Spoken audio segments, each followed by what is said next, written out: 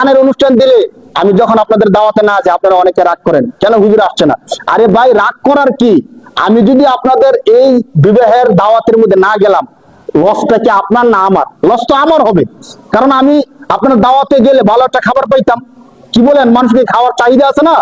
তো আমি তো মানুষ, আমারও তো খাবারের চাহিদা আছে। আবার খাবারের পরে আপনারা হুজুরকে হাতিয়ে দিয়ে দেন, তো আমার পকেটও ভারী হতো। আপনারা যারা গান বাজনা দিয়ে বিবাহটা দেন, তাদের দাওয়াতের মধ্যে আমি যাই না। অনেকে মনে করে হুজুর অহংকার আছে এই জন্য হুজুরে আসে না, বা হুজুর এই সেই এই জন্য হুজুরে আসে না। আরে ভাই, আমি তো মানুষ, আমারও তো চাহিদা আছে। আপনার বিবাহের অনুষ্ঠানে দাওয়াতে গেলে আমার পেটটা বললো, পকেটটা বললো, কে চায় না এমন ভালো একটা খাবার খাইতে, করে টাকা পকেটের মধ্যে নিতে? কিন্তু আমি কেন যাই না? আপনি কি বিবেক দিয়ে একটু ভাবছেন? দেখেন, আপনি যে খারাপ কাজটা করছেন, এই কাজটা করার কারণে আপনি না, শুধু আপনার সন্তানদের ভবিষ্যৎকে আপনি নষ্ট করে দিচ্ছেন। একটা আবাদত করবে, আবাদতের শুরুতে আপনি নাচ গান করে আবাদতটাকে পুরোপুরি নষ্ট করে দিচ্ছেন। আপনারা জানেন না, যেখানে অস্থিরতা হয় সেখানে রহমতের ফেরেশতা আসে না। তো বিবাহের অনুষ্ঠানের মধ্যে যখন গায়ে হলুদ হয়, যখন গানের অনুষ্ঠান হয়, নাচানাচি হয়, আপনি চিন্তা করে দেখেন আপনার ছেলে এবং আরেকজনের মেয়ের মধ্যে একটা বৈধ সম্পর্ক হইতেছে, কিন্তু আপনার ছেলের আরো যত বন্ধু বান্ধব আসে, আর যত গার্লফ্রেন্ড বয়ফ্রেন্ড যারা আসে, তাদের যখন সাক্ষাৎ হয়, আপনারা কি হাদিসটা জানেন না যে বেগানা পুরুষকে, নারীকে চোখ দিয়ে দেখলে চোখের জিনা হয়, অন্তর দিয়ে কল্পনা করলে অন্তরে কল্পনার জিনা হয়, হাত দিয়ে ধরলে হাতের জিনা হয়, পা দিয়ে হাঁটলে পায়ের জিনা হয়। এখন আপনি চিন্তা করে দেখেন, বিবাহের দিন শুধু বৈধভাবে বিবাহ হয়েছে আপনার ছেলের আরেকজনের মেয়ের, কিন্তু যারা দাওয়াতের মধ্যে আসছিল এবং হাজার হাজার যুবক যুবতীর অবৈধ জিনা হয়েছে। বলেন নাউজুবিল্লাহ। হয়েছে কি হয়েছে না বলেন? এই সুযোগটা আমি আপনি করে দিছি কিনা?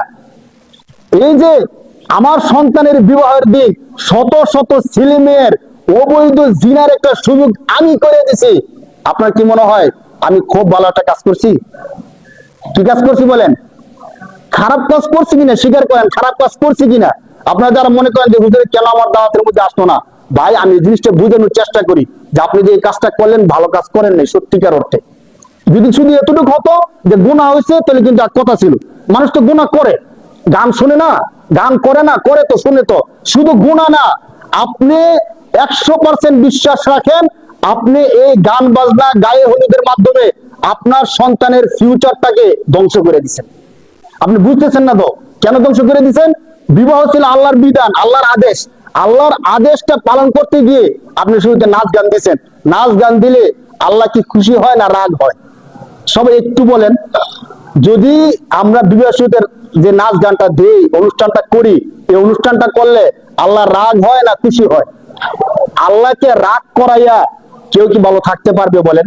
যে আল্লাহ আমাদেরকে শান্তি দিবে, দোয়া করি কার কাছে? আল্লাহর কাছে, যে আল্লাহ আমাদেরকে সুখময় দাম্পত্য জীবন দান করেন, আমাদেরকে এই দান করেন, ওই দান করেন, নেক সন্তান দেন। সবকিছু কাকে বলি? আল্লাহকে। এখন হুজুর যে দাওয়াত খাইলো, যে বিবাহের মধ্যে গান বাজনার অনুষ্ঠানটা করলেন, সবকিছু 3 দিন পর্যন্ত মেয়ে নাচাইলেন, নাচানোর পরে বিবাহ শাদী হইলো, খাবার দাবার খাইয়া হুজুরে ওই গানের অনুষ্ঠান যেখানে হয়েছে ওইখানে তো খাবারটা হয় না, ওখানে হুজুর খাবার খাইয়া আল্লাহর কাছে বলতেছে যে আল্লাহ আপনি এই বিবাহের মধ্যে রহমত বরকত দেন, আল্লাহ দাম্পত্য জীবনে সুখময় দাম্পত্য জীবন দেন, এই দেন ওই দেন। তখন তো আল্লাহ আরশ থেকে বলে যে আরে হুজুর আপনি কি দেখেন নাই 3 দিন পর্যন্ত নাচ গান হয়েছে, আমি আল্লাহর নাফরমানি হয়েছে, এখানে তো আমি আল্লাহ গজব দেওয়ার জন্য ঠিক করে রাখছি, আর আপনি আইসা 2টা খাবার খাইয়া পকেটটা ভারী কইরা বলতেছেন যে আল্লাহ রহমত দেন। বলেন নাউজুবিল্লাহ। ধরেন মানুষ দেখছে না দেখছে, আল্লাহ দেখছে কি দেখছে না? আল্লাহ তো দেখছে ভাই।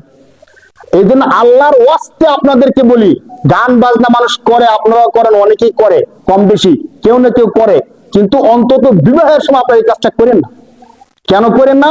আপনাদের সন্তানদের যে ফিউচার লাইফটা আছে, ভবিষ্যৎ জীবনটা আছে, এই জীবনটাকে নষ্ট করে দিয়েন না দয়া করে। অন্য কিছু করেন, গান বাজনা করতে গিয়ে যে 2 লক্ষ টাকা খরচ হবে, এই 2 লক্ষ টাকা আপনার ছেলেকে দিয়ে দেন, সে একটা ব্যবসা বাণিজ্য করবে।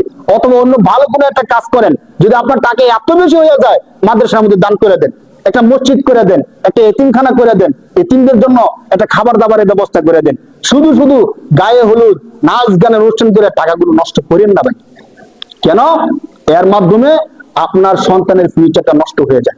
এখন দেখেন, আমার সন্তানের ফিউচার যখন নষ্ট হয়ে যায়, কালচারাল সে বড় হতে থাকে, সে চিন্তা করে, সে যখন আবার বড় হয় যে আমার বিবাহের মধ্যে যেমন নাচ গান হয়েছে, তো তখন আবার তার যখন সন্তান হয়, তখন সে চিন্তা করে যে আমার সন্তানের বিবাহের মধ্যে নাচ গান না করলে কেমন দেখা যায়।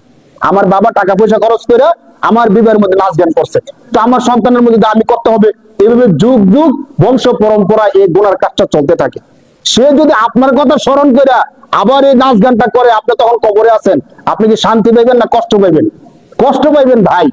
এই জন্য বলি, বিবাহটা আল্লাহর পক্ষ থেকে একটা নিয়ামত এবং অনেক বড় একটা ইবাদত। অনেক বড় একটা কি ভাই? ইবাদত। যে ইবাদতের ক্ষেত্রে রাসূলুল্লাহ সাল্লাল্লাহু আলাইহি সাল্লাম বলেন, আন নিকাহু মিন সুন্নতি। রাসূল আরো স্পষ্ট করে দিয়েছেন। আল্লাহ রাসূল বলেন, আন নিকাহু মিন সুন্নতি, বিবাহ হলো আমি রাসূলের একটা সুন্নাহ, আমি রাসূলের একটা আদর্শ।